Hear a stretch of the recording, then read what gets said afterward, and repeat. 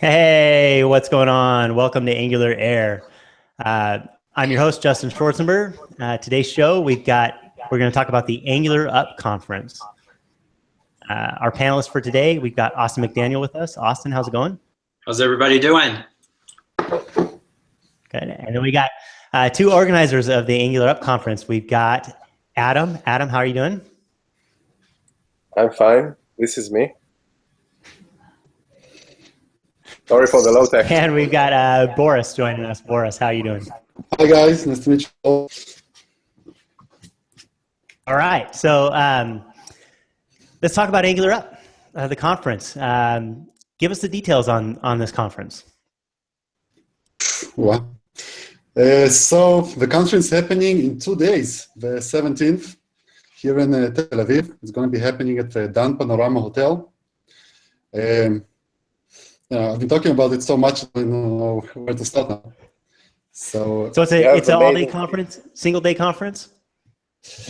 Yeah, it's going to be a single day. We have 2 parallel tracks running, lots of speakers coming, people from the States, from Europe, Israeli speakers, of course. And it's going to be a proper international conference. So we have people coming from all over the globe to participate, to listen. And everything is, of course, going to be in English. And hopefully a lot of extra fun stuff beyond the conference itself. Yeah, actually, that's a good point. I didn't really think about that, the fact of conference in another country outside of where we're at, if it's going to be in English or not. Yeah, so, okay. And so you're going to be recording the sessions and stuff for people that are not attending? Yeah, of course. So we plan to record everything, and hopefully we'll also have a live streaming going if technical problems don't stop us for this moment. And hopefully about a week afterwards, you'll be able to see all the lectures. Fingers crossed, technical issues, the bane of all conferences. Right. How many attendees you got going there? So far, it looks to be about 550 people coming to the conference. 600. 600. Well, yeah. Well, we have over 600 tickets sold. Going to be a bit packed. We were actually weeks ago, and we're just selling like few late bird tickets. So we really didn't expect this much of responsiveness. Our number one lesson is to take a bigger venue for next year, because we also had dozens of people from outside of Israel, and we didn't even do promotion outside of Israel, so we just didn't expect this much of a responsiveness from the community.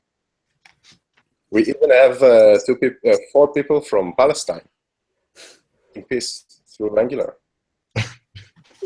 Nice, very nice. Peace is good. What's the site for it? Where can people find out information on that? Can you go ahead and do it on your little sign? The website URL? Site URL of the conference. It's angular-up.com. I don't have it on my sign. And you said there's still the sign, right? You said there's still some tickets available? No, it's completely sold out. Completely sold out. Okay. Cool. So we're basically not promoting anything now. We're just talking about how amazing it was to organize it, and hopefully next year people can join in earlier. Right. Cool. So, so it's 2 tracks. Is that correct? I'm assuming you have like a keynote and then multi-track, 2 tracks running, sort of thing throughout the day. Right. So we have opening words, and then this talk from Pavel Kozlovsky, who's an Angular contributor, and he's talking more about how it is to be an Angular contributor and stuff to get people a bit of sneak peek into the Angular core team and development process. And then they split to 2 tracks, and we have awesome speakers from everywhere in the world. We have 8 speakers from abroad and about 13, I think, from Israel. And then we'll have actually a really cool thing.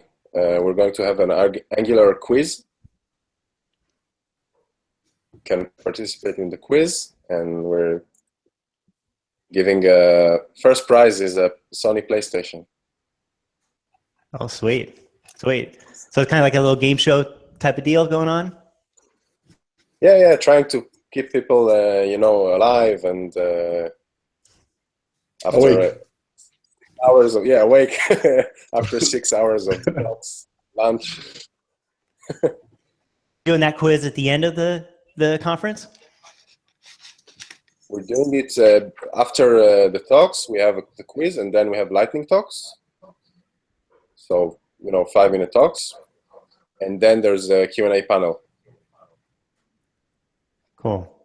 So what type of topics are you guys going to be covering at the conference? We have a lot about the ecosystem of Angular. It's all Angular 2, even though people still write in Angular 1, but they want to hear about the future, the present actually. So about Angular core topics like change detection, how the compiler works, server-side rendering, web workers. And we have also a lot of talks about the ecosystem. So Angular CLI, RxJS, TypeScript, Ionic, native scripts, Redux, Mobix, ngRx. I'm basically living the whole schedule now. All the good stuff, all the stuff people want to hear about, need to learn about. Yes. Cool. And it's the first international conference in Israel, so it's a really good opportunity for the Israeli community to hear talks. We don't have a conference every other weekend here, like in Europe. So it's a great opportunity for everyone. Very cool. Very cool. What talking about that community there, can you tell us a little bit more about what you guys got going on there in terms of Angular, what that's like, stuff like that? Boris, you want to take this one? Yeah, of course. So that's a topic I really like. I think there's something really strange happening in this community. People here really, really like to go to meetups and come to talks. And we kind of had this surprise a few times when we would meet people from Europe and they would tell us they organized a great meetup and 60, 70, 80 people will show up. And back here, we have meetups that reach 300, 400 people. People just come and listen after work. I'm not even sure why, because they still have to drive and park and find place and sit there until 9 p.m. But the community here is huge. So we also run the AngularJS meetup group, which is this meetup. It has almost 4,000 people, and a lot of the people that participate, so they come to meetups, not just a silent crowd. And everything we're doing in conference is based on pretty much on that big community. And this is not really the first kind of How often do you guys meet to do that for the AngularJS I/O? It's actually picking up a lot of speed. So when we started, it used to be about once a month. And now there's a lot of kind of side meetups happening. So there's the major monthly meetup where 2 or 3 speakers come and the largest crowd gathers, but there are also lots of kind of satellite mini events, workshops, coding sessions, surprise guests. It's just lots of kind of weirder stuff. So one of the guys, surprise guest. Yeah, it's one surprise. Actually, the reason that Nir is the other co-organizer of the conference is not here today is because he's at the meetup. We had a kind of a surprise workshop today with Sebastian from Telerik, and doing a NativeScript meetup. As we're speaking, people are learning NativeScript somewhere there in, I think it's Google Playbuzz offices here in Tel Aviv. And there's a lot of kind of, I'd say, weirder stuff happening that I didn't expect maybe a year or two ago. So Nir Kaufman, who's leading the AngularJS effort at our company, is doing kind of weird stuff. So we had NG Picnic. It was about, I think, a year and a half ago. He's doing an NG band now, just collecting great front-end developers and opening up a band to think about Angular. And just kind of trying to have fun, and do unorthodox meetups. And not just talks. Do you guys have a lot of meetups where people come and actually are hacking on stuff, doing code, bringing their own machines, that sort of thing? Or is it more focused on the talks and discussion? So it's everything. So some of the meetups are really just, you come in to listen for about 40 minutes to someone speak about new technology. But some of them are just fully blown workshops. So we find companies that are willing to host, that have proper tables and product setup, limited to 50, 60 people, and people just come and write code, learn native script, Angular 2, I don't know, new router, and just really sit down and code with the instructor going around helping them, and volunteers from the community coming to help. It's really about the beer. And pizza. The beer and Pizza, pizza, and we had a right? proper- You mentioned native About script the a couple people, times. You mentioned native script a couple times. Are you guys doing a lot of that out there at your meetups and stuff like that? Hi, Austin. How are you? You've been so quiet. It's a relatively new thing in Israel. So I think, I don't think anyone is doing that so much.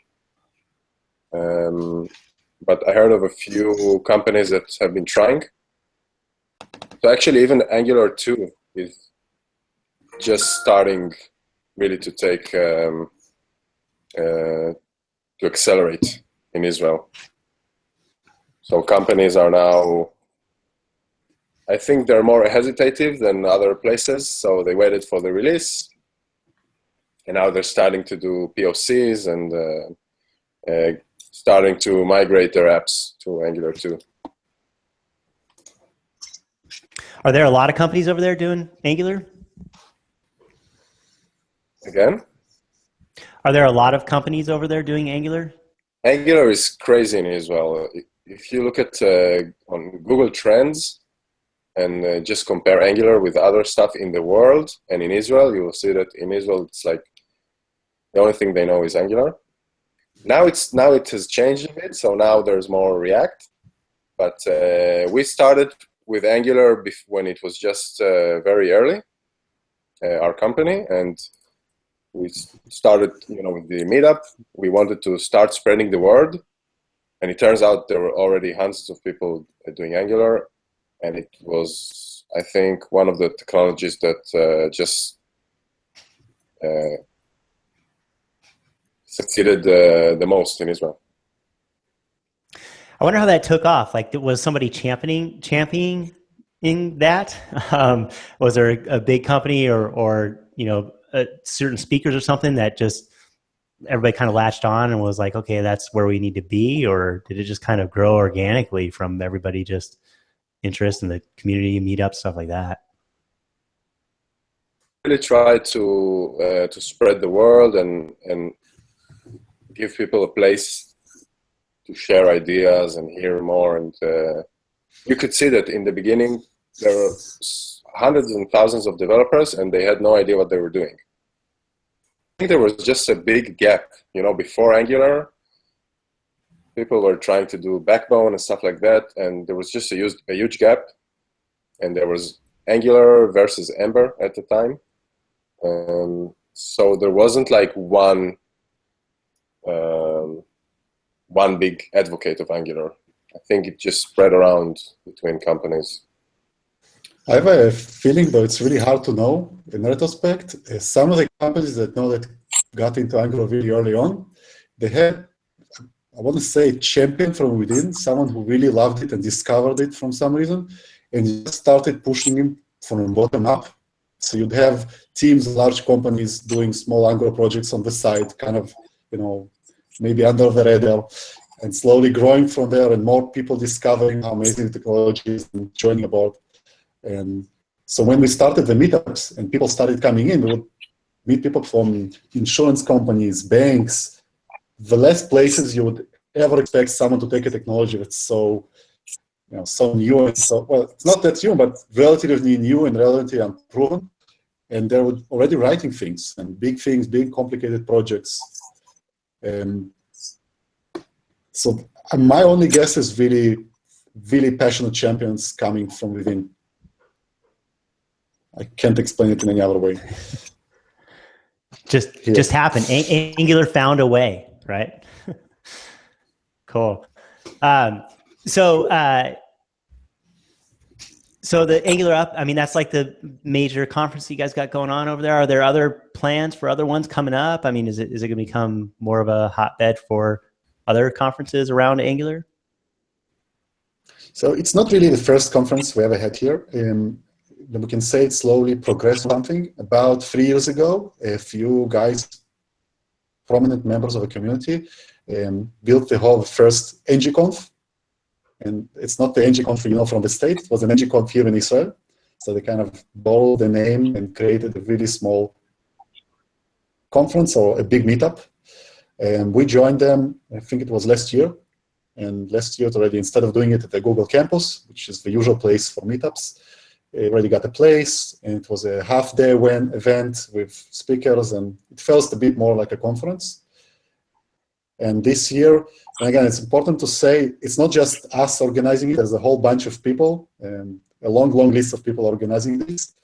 Some of them have been with this organization for the past, I think, 2 or 3 years. This year, we had to change the name because ngConf obviously is a trademark, and it's a real conf. And we really wanted to scale it up. So bring international speakers, bring sponsors, take an amazing venue, make it feel like a conference and not a big meetup.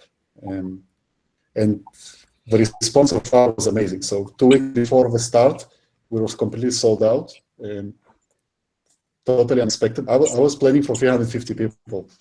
So that was the initial figure we signed when we started organizing. And I think there is no question that next year we're going to have another conference, and hopefully much bigger this time. And I really hope we can get more people from abroad. So it's kind of a start. Other things obviously is well to follow. Maybe bring speakers from abroad to do workshops here, to do meetups here. And hopefully, when we see there is a community and people want to hear, the speakers will come. If you build it. Yeah. So, do you see it going forward as something that like you might progress into a multi-day thing, or maybe a talks and workshops type of thing? I want to say it's going to be a year-long mega event of Angular on top one day, but definitely. So we still have to figure out, is this our second conference or like this scale of a conference we ever organized? Trying to figure out what works and what not. Multiple days is a bit of a problem. As you can think, companies sending people have to consider vacation days, and there's a lot of logistical problems. But I hope we can slowly grow. So definitely adding a day with workshops is something we spoke about a lot. And I think once the conference is over and we get a chance to relax a little bit, we can start sitting down and figure out what happened, what was good, what was bad, and planning for next year. And we're slowly starting to reach out to other organizers and kind of getting their feeling about what worked, what not worked. Maybe kind of sharing this knowledge that so far we had to discover on ourselves. Yeah, so let's talk a little bit about the logistics of that, of running a conference and planning it and everything that kind of goes into it. I mean, let's talk about finding the venue. Well, you mentioned that you do the meetups at the Google campus, but you had to find something different for this conference. Is that correct? Mm-hmm. So most places which you called meetups, usually the meetup are completely free, obviously. You can't charge money.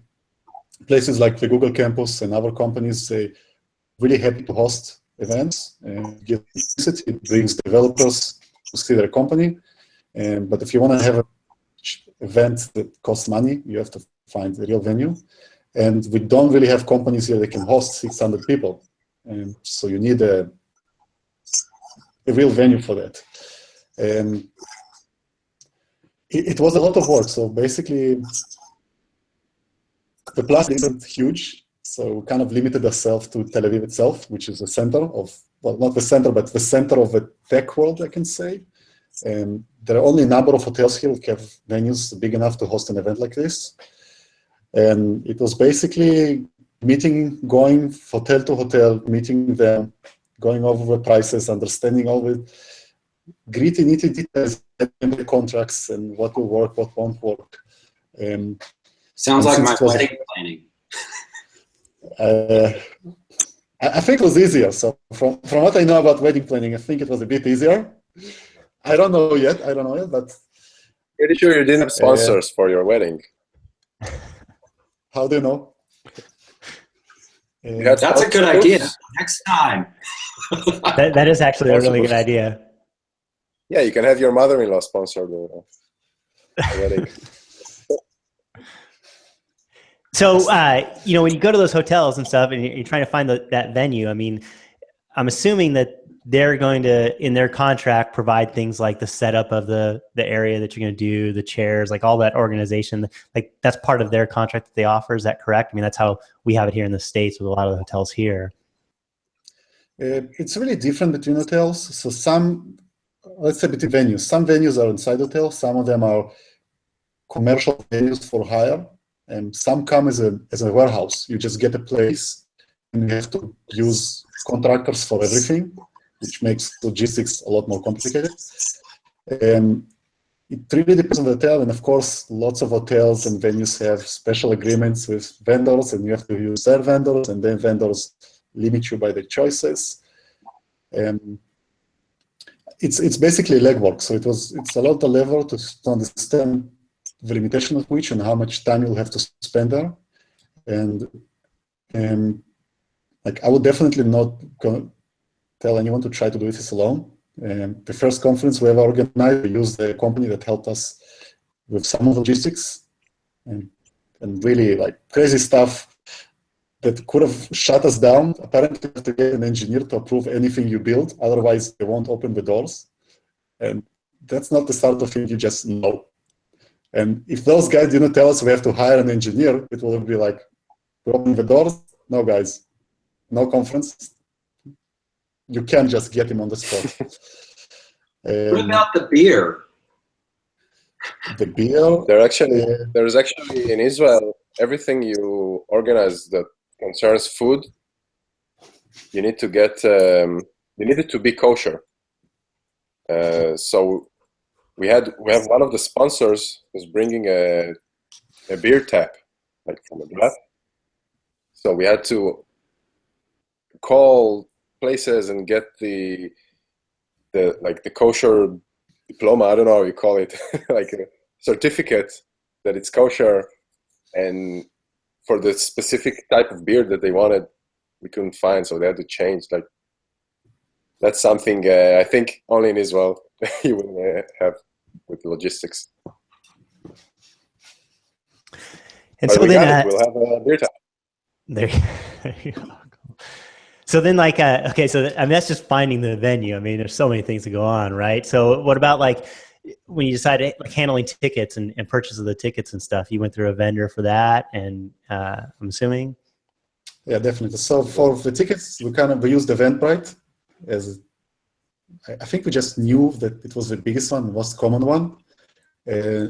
Now it were a bit smarter and older. We know that there's a lot of options out there. There's a lot of small startups trying to beat this big, let's say, I don't want to call it any names, but that want to find different solutions. And we have a bit of a problem because we have to handle a lot of tax issues, which is different between people in Israel and people coming from abroad. And we have to work with our currency because everyone in Israel want to buy with shekels. People from abroad want to use dollars, euro, whatnot. So there's a lot of conversion and logistic stuff that you don't really think about when you start selling tickets for something small, but become a problem when it's bigger.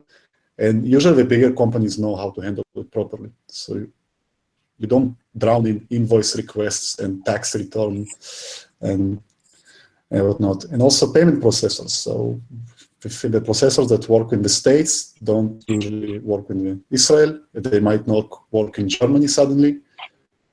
And want someone who handles as much as possible.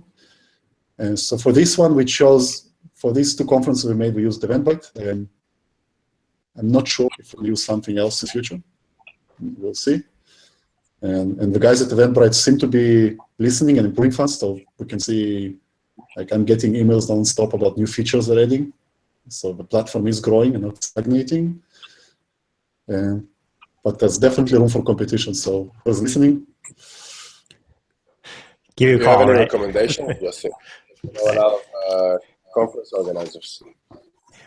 Well, yeah. So like in terms of the tickets and stuff, I mean, was it through Eventbrite? Is it then like first come, first serve? As soon as you go live with putting those tickets up for sale, then everybody's refreshing their browser and buying them? Or they don't have like a lottery system that you can use through there, do they?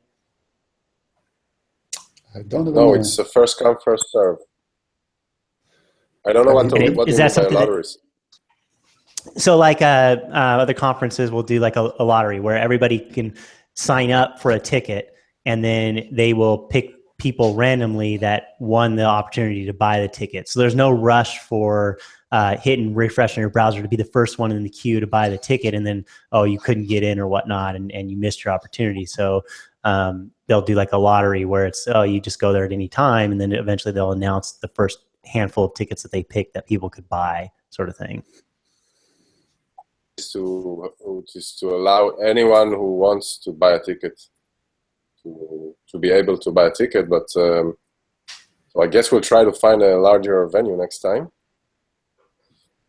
And I'm guessing that next year we will experience these kind of problems, because this was the first time it was international and a paid conference, so we didn't get like a rush. It was just, you know, ongoing tickets being bought. But I think now that people see that it gets sold out, then next year they will like refresh the browser, like you said. Right. I really hope so. I really hope so. That would be amazing if people complain that the browser. So. We're hoping for refresh. Right. That's a problem you want to solve. So did you have a cap on the amount of tickets that individuals could buy, or was it again the same sort of thing? Like, I mean, hey, if you want to buy 20 tickets, we're going to let you buy 20 tickets at this point because we're just trying to get them all. So we had kind of a ladder of tickets. Oh. No, go ahead. So we had a kind of a ladder of different tickets. We have early bird tickets and regular tickets, and we try to cap each level. And I can say truly it was kind of an arbitrary number, so something that felt correct to us, because we really wanted the ticket buying to be a linear chart. And the total number of tickets is just limited by the venue. So 600 is the top we can bring inside, simply because there's no room in the dining room for more people to eat. So that's our upper limit. And we kind of just set the early bird to try to push it forward, kind of get a feeling if people are interested and if you want to come. There was only one limitation. If you're buying an early bird ticket, you can only buy one, and you buy it for yourself. So it can't be a company saying, oh, cool, there's early bird, let's buy 50 and take all the early bird. And of course, some companies tried, and we had a battle there, but that was the only limitation. Once the first early birds were sold, it's basically free for all, and it was limited only by date. So theoretically, we could have everything been sold on the first year of tickets. I think the biggest problem in organizing the conference, especially for the first time, is the chicken and the egg. So we're trying to get sponsors and speakers and participants, and everybody's waiting for the others to join. So the beginning was tough, but I think once the word started spreading out, then it was much better. And I'm assuming next year we can just say, listen, we're doing the same thing we did last year. It's going to be awesome. It'll be easier. Yeah, I was actually just going to ask you that in terms of the sponsors and stuff like that. Do they, you know, were they waiting to sponsor the thing to see who you were going to have for speakers and how many people you're going to have attending, and vice versa sort of thing? I would imagine that was a challenge. Yeah, again, so because it's the first time, well, we actually had another conference similar to that, not about Angular, and that was helpful because companies saw that we can organize a large international conference and they really trusted in us. It was a bit harder because it's end of year, so they have this end of year budget. But the companies want to be seen, and they want to, they want developers to get to know them and be exposed to them. So eventually we got a decent amount of sponsors. I actually have to go, but before I go, I just want to say 2 cool things we have in our swag bag for every attendee. So one of them is this, which is pictures. You just do like this and then you don't care. And the other one is we're giving away a fortune cookie, and inside the fortune cookie the message is about Angular, so something like we see Angular 3 in your future, or keep calm and scope apply, and error digest is already in progress, stuff like that. Very cool. All right, thanks, Adam, for joining us. We'll continue on, but Adam out. So was nice too, and treat Boris nicely. Very important. we will do. We'll do. Get out of the USA one day so we can meet you. Yes, I definitely need to do that for sure. So talk about picking speakers. Did you have like a call for proposals for that, call for papers, and getting people submitting for that? Or did you kind of have some people in mind and you reached out to them? How did you go about doing that for this run? So there were two different parallel tracks to getting speakers. The first one to open is CFP for everyone. And the idea was to find maybe talented people we don't personally know and figure out if they have something interesting to say. But of course, I really wanted strong speakers. They have already experience to make sure that at least 70–80% of the conference will be guaranteed to have good value and good quality talks. And so we made a very, very long list of speakers they wanted to hear. So as I told you, it's not only us, but about, I think, 9 or 10 people organizing together this conference. So each one of them added as many people as they know from other conferences, from any talks they heard. And we just started connecting to anyone who could and trying to get them to come. And we found out again that there is one big problem in Israel that no one knows about, and that's we don't use Twitter. We just don't use Twitter. And Americans use Twitter, and it's crazy. I would email someone and say, yeah, you can contact me on Twitter. I'd say, but why? I can contact you here on email or WhatsApp or Facebook or, I don't know, whatever you want. I don't have Twitter. So we had to open up Twitter accounts and start tweeting. So still getting it. And it's also kind of hard. So we had, I think we have a bit of help because many of the people that are organizing it and in the Israeli communities are people who go to speak at our conferences, and they've been to all the big venues and they know a lot of people. And we had nice sort of warm introductions instead of trying to cold calling and just reaching people out of the blue.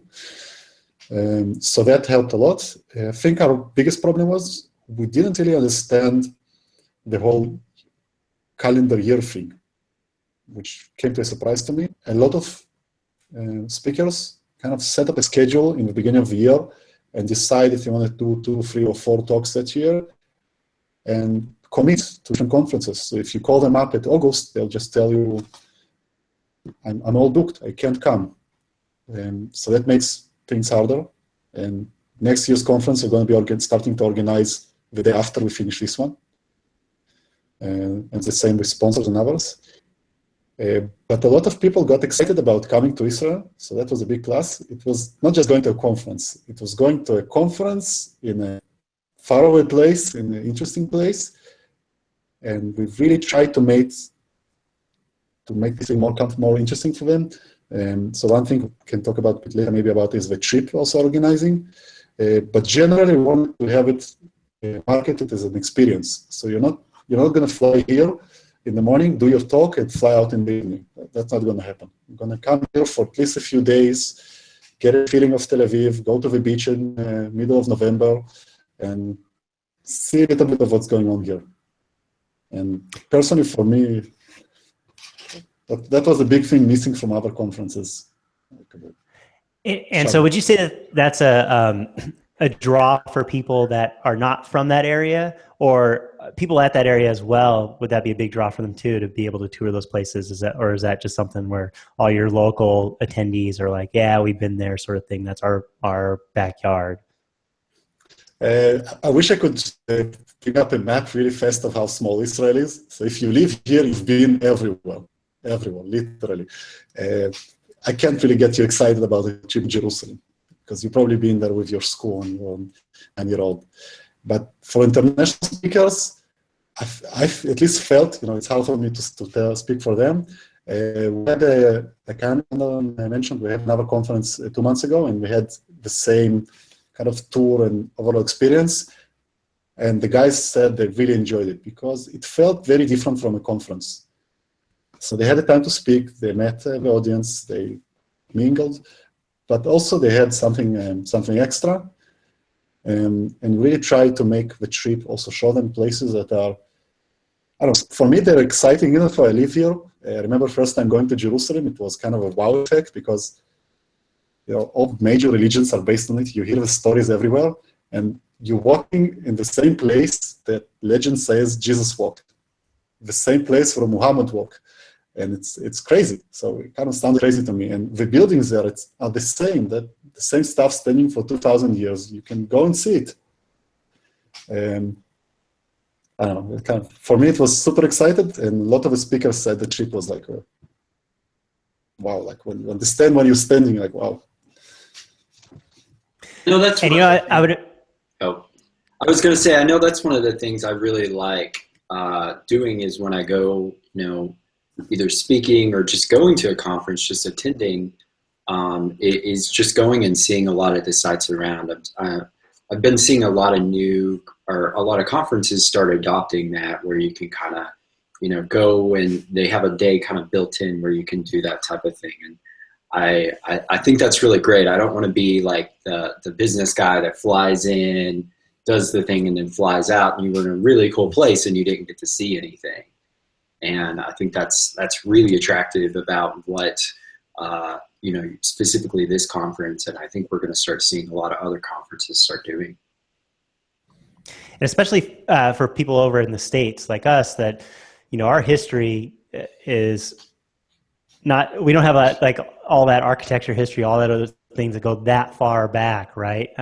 So the opportunity to experience that is a definite draw too. It sounds like from the Angular community that you guys have over there, that it's so rich and everybody enjoys doing all this stuff, talking shop, working on things, hacking on things all the time. I would imagine that it's probably pretty exciting for local people and attendees there that they get an opportunity. Yes, they've been to those places, but now they get an opportunity to hang out with people who haven't and go on that trip, the same trip they've been through their schools and stuff, but now do it with other fellow Angular community people that are experiencing that for the first time. So that's probably a draw for them to tour that as well. I think you're 100% right. So going there with someone, my first time in Jerusalem was when I was in school, and the next time I came back was I was 34, so it took a while.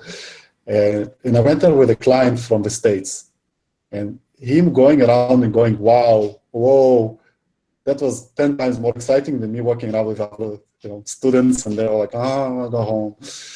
That was super fun, and I hope we'll have quite a few Israelis coming on the tour as well. I guess most of them already got this experience because everyone has some friend from abroad coming to visit, and you always take them to Jerusalem. You always take them to the Dead Sea. You take them to all the cool, like special places, and you hear all the wow and wachs, and hopefully get excited. I know I got, so hopefully they also get excited from it. Nice, nice. So, how about getting the word out? I mean, you mentioned a little bit about Twitter and having to get on there for the first time kind of deal, or to promote this stuff. Like, so what other things did you do to get the word out, not only for the initial trying to drive sponsors and speakers to come to it, but then also trying to get attendees to come buy tickets? Like, what was your strategy for that? So this is a hard one. Well, I have to say all of them were the hard one, but this was one of the hard ones. We got really lucky. So we manage pretty much the biggest AngularJS community in Israel already. So I can just reach out to 4,000 people and tell them, guys, you love coming to the meetups. We're going to have some much bigger. Come as well. So that was super easy. We tried pretty much, I think, everything. So we ran ads in the local technology newspapers. We used PPC and other campaigns. We did Facebook campaigns, Facebook groups. So Facebook is very strong here in Israel, and both for personal stuff and semi-personal. So we have, let's say, an AngularJS group on Facebook, and it's active. People ask questions. Twitter, not so much, as I said. So the local promotion was kind of easy. And again, we also run it as a company, so I didn't mention it at the beginning. Both Adam and me work at a company that's doing Angular consulting in Israel. So we meet a lot of clients, and a lot of big companies are clients. So it was kind of easy for me to call them up and say, the HR manager, we're organizing a big conference. You guys want to be a sponsor? You guys want to bring some employees? Get these blocks of people to come over. And I think without all that, it would have been a lot harder to just reach all those developers. So I feel we kind of cheated there. The international crowd was a lot harder. So for the international crowd, again, so I'm not a big Twitter user for now. Hopefully it will change. But our members are much more active, and they spoke about it in conference level at meetups. They went to spoke with their friends. And of course, all the speakers they invited, they also kind of said, we're going to Israel, and their followers checked out what's going on, who's going there and why. We'll have to figure out what works best abroad. I don't really know yet. And I hope I'll have those answers next year. And it's a mystery to me so far. Cool. Do you guys have any meetups or anything planned around, like, near that date of the conference, near Thursday? So, for example, like if we were to come, if I was to plan a trip over there to attend that conference, could I make it a few more days and actually catch more Angular community stuff conference? We didn't really plan things. We had this ad hoc meetup today with Sebastian Vitalik. He just came about, I think, 4 or 5 days ago. And we met him, and he said, yeah, sure, I want to, I can have a meetup, I can do a workshop. I was like, great, let's do it. We didn't really plan anything. I hope to do it next year, just because a lot of logistics, and you have to find a venue, and you can't do it for 50 people, I think. But I definitely think it's a great idea, because especially if you're coming from the States or or whatever, and you had a long flight, and you're not going to come here for 2 or 3 days. You want to stay a week, and you might want to have some traveling time, some vacation time, but also 1 day of a conference might not be enough.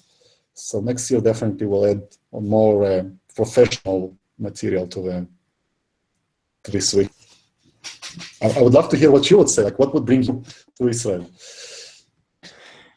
Yeah, so I think I definitely, I've been thinking about trying to get out of the country next year, maybe, and attend some of these other ones abroad. And I would think that I would need to days, right? Where it's like, okay, it's not just a 2-day thing that I'm going over there for, but I'm going to try and do some more events and things around there. And certainly there'd be some tourist type of stuff to experience and see. But I think it'd also be pretty awesome to have, more time beyond just a conference to spend with Angular community out and about, and doing other things, or whether they're little meetups here or maybe just a little hackathon or whatnot. But that'd be pretty cool too. How long of a flight is it for you? Would it be for you, Justin? Well, how long is it for you? And that's like 5 hours to that, right? Unless I go the other way, I don't really know. I'm assuming I would go from the West Coast to the East Coast and then across the pond and over. But well, yeah, next flights now from San Francisco and of course from New York. So San Francisco, I think it's about, I don't want to be mistaken. I took the flight 3 months ago. I forgot how long it was. It was long, but I think about 14 hours. I hope I'm not lying. Or maybe 16 hours. Okay, so it's an hour flight from here to San Francisco from where I'm at. So about 15 to 17 hour trip. That's nothing. Both ways though. So that's 1 day each way, right? But sure. So you have to come for 2 weeks, and some of the speakers coming to our conference are also continuing to Europe. So make a trip out of it. There you go. Totally. So I got to ask, you guys have waves there? Some surf there? I don't know how to answer it. I know there's a lot of windsurfing here, but I would never go to the beach at 6 a.m. when it's really cold and go inside the water. So I don't really understand what's going on there. Is the water cold? Yeah. Compared to anywhere else, it's not cold at all. But it gets really hot here in Israel in the summer. I got used to it being really hot. So when it's not really hot, it's cold. So are you guys giving out sleeveless shirts instead of hoodies? Well, definitely no hoodies. And if we do a conference next year in September, you're going to get sleeveless shirts. I just tweeted about that the other day. I'm like, I feel like every conference gives out hoodies. What about us peeps in like the hot temperatures? Because I've got like 3 different ngConf hoodies that I can never wear because it's just so hot. Yeah, that's actually a really good idea. We have to think about making it different. So that's kind of a thing we keep trying to do, something a bit different. And sleeveless might be a good idea. Well, this year's ngConf, you could choose what you wanted, so you could have went with the soccer jersey or something like that. You could? Maybe I didn't find that on the forum. Yeah, I think there's an option. You could choose a couple different things. But they stole your idea. Right, more logistics if you have to buy different things. Maybe changed it after I tweeted that. I should give you credit for that, then. Brilliant ideas are hard to find. Very cool. Well, it certainly sounds like an awesome event. The speaker lineup looks really good. It looks like there'll be some great topics. One thing I wanted to touch on really quick, I was kind of thinking about the fact that it's really cool that a lot of our conferences in our industry, I mean, not just in Angular, but everything, there's just this, everybody takes the approach of we're going to record our sessions and make them available for free afterwards. So it's like everybody can get this content even if they don't attend that conference, yet they can pay and go to that conference. And I was kind of thinking, like, how did you make that decision because that's kind of what everybody's doing, or was that a conscious decision? I mean, or are we just falling into, I mean, I think it's great for all of our consumers in our community, because now it's like, hey, like I can't get there, but I'll be able to see this content, right? But it's certainly from an organizer putting on that conference, you're kind of going, okay, well, there's a window where people could go, I'm not going to attend because I can just watch them for free later. Certainly it doesn't seem like a problem because all these conferences are selling out, and that's, I'm sure it's the community factor of being able to be there around people for that moment it's more than just the presentations, right? Now that you say it, I didn't even consider taking money for videos. So thank you. It's going to be paid now. No. Darn So it. Now I ruined it for everybody. Great. Yeah, I can't edit that out because it's live. So, oh well. it's I already okay. tweeted that you said that. You know, I didn't even think about it because we had meetups always for free, and we used to even film the meetups and put that for free. And kind of makes sense because when you go to speak at a meetup, you don't get paid. So for me, a speaker is donating his time, and a lot of time. You have to prepare and go there, and you know, I can charge for that, especially as a meetup. And as a conference, it really sounds weird. I know if I organize a conference without ever going to a conference, I would say I wouldn't be charging for everything, especially a live stream. Like if you can have a live stream, why would you go? Why would you even attend? And I have no explanation why it works. And I think people don't go to conferences just for the talks. You meet people. It's a different experience. We can sit and usually I listen to my talks here at home. I put 2x or 2 times the speed or something, and just kind of do other stuff and listen with one ear. I think they get something different from the conference. So putting the talks up usually just helps the people who couldn't attend the other track, we really wanted to hear that, or someone who missed something because they got stuck outside speaking to someone interesting. It's an interesting thought, but For me, I just I definitely. For me, I just collect all my GitHub issues that I have against Angular, and then I find all the Angular people like Rob. I'm like, hey, can we get this fixed?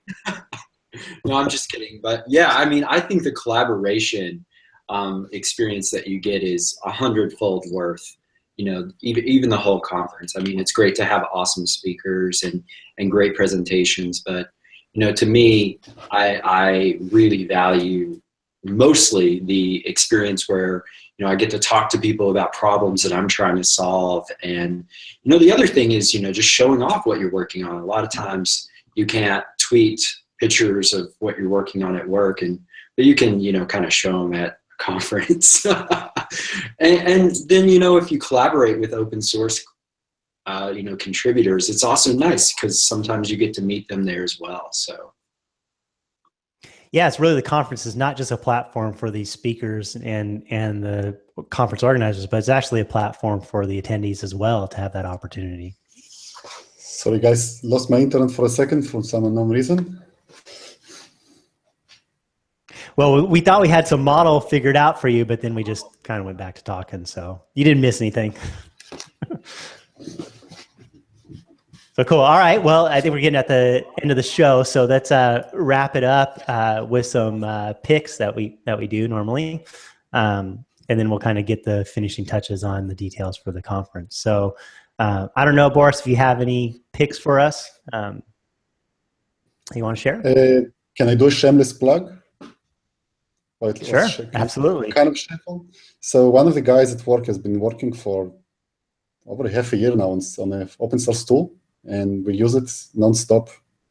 It's really great. It has only one problem, the name, and the name is BDSMGS. What the thing is basically server mocks. So every time we have a problem that the server team is running behind and we need to mock stuff, instead of setting up Node.js or going to some weird SaaS solutions online, that thing just kind of catches any fetch request or any XML request you make on the browser and allows you inside the browser to mock it out. So you can immediately, if something goes out, it's broken, no problem, I'll just change it. This is the JSON I want to return. And kind of we've been using it a lot and keep trying to get a lot more info from the community, get input and improve it. So I don't know if you have a place to put notes in the end, but I'll be happy to post a link. Yeah, throw that in our show notes and I'll make sure it gets up online and everybody can get to that afterwards and we can check it out. Cool. Anything else? I have to think about it, so not now. I didn't come prepared. That one's a good one. Austin, what do you have? So this week there was a lot of cool stuff that happened. Angular 2 dropped yesterday, something like that. It's got a lot of new bug fixes, no breaking changes, and I think the most notable one that was included in here that I like is ngUpgrade AOT.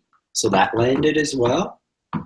Also, TypeScript 2.1 RC dropped.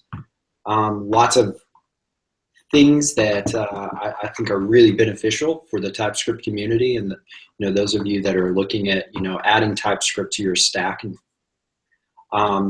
Visual Studio, or Microsoft announced Visual Studio for Mac, but then they pulled the link back down. But then I read like somewhere it's actually happening. They just kind of jumped the gun. So that would be pretty cool. Visual Studio is a great development thing. No one unfollow me because I just said that, please. And I don't know if anyone is watching HBO's Westworld. I am absolutely obsessed, and this week was awesome. I very much recommend it. Wait, number 7 is out? 7? Episode 7? Yeah. The whatever one was this week. I don't remember which one it was. It's cool. Cool. I watched the first one, and then I'm holding off to binge watch them. So no spoilers, but I'm definitely looking forward to it. I'm going to message you all the spoilers for every episode. I figured you might. Okay, so I only have one pick, and I'm picking the Ghost in the Shell movie. I don't know if you guys know anime fans or anything. Ghost in the Shell. I love that series. I'm scared to death, and I'm excited at the same time for the movie. So we'll see how it is. There was a trailer that dropped for it, so that's my pick. I don't know, but yeah. So AngularUP website, right? angular-up.com, and that's going on this Thursday, and check that thing out. Right. Oh, gee, thanks. I'm looking away.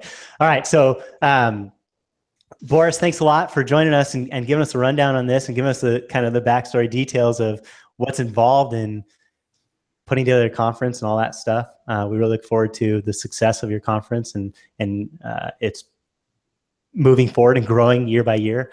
Can't wait to see the videos that come out of it and kind of hear a recap of how things went for you.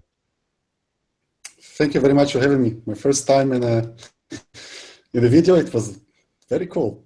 I have to do it a lot more. So thank you a lot. Yes, definitely. And thank Adam for us too when you see him again. So, and good luck with the conference, and let us know how it goes. See you next. All right. Thanks, everybody. See ya. See ya.